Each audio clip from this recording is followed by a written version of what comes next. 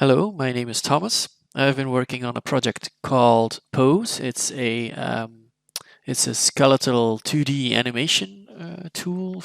So, for instance, I have already added some sprites in here. This is a spaceship that I made for a game I'm making.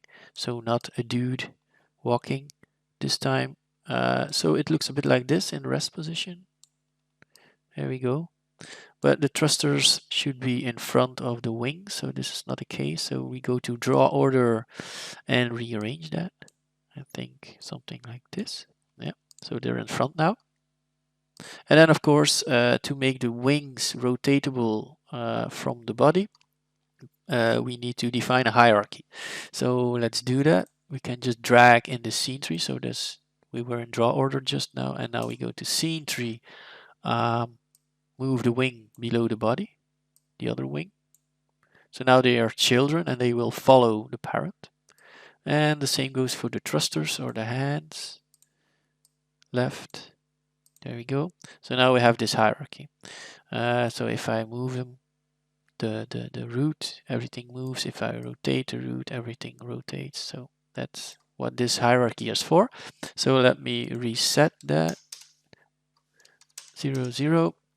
As you saw, I previously put them in place, but they jumped. So that's because of another feature that's not implemented yet, which corrects the global positioning when you change the parent of a sprite. That's not important right now. So this is what the ship is supposed to look like, more or less in rest. And then we can animate it. This is the dope sheet. So this is timeline. When I put it on 0, I can save positions at this moment in the timeline. So for instance, if I'm gonna rotate the wings, then I have to first store the position and angle because I'm gonna change the position too. And then for instance at 30, I'm gonna have it, I want it to be like this.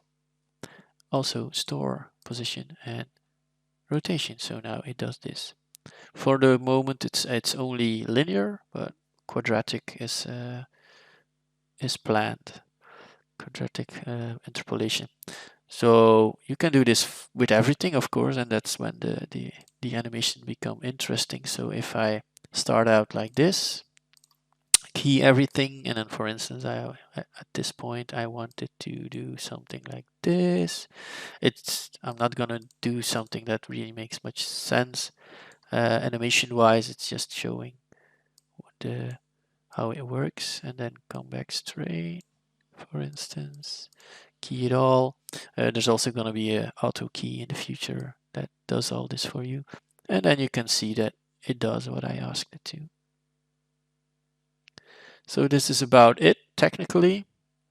So that's what I'm going to work on for the coming month in Devtober.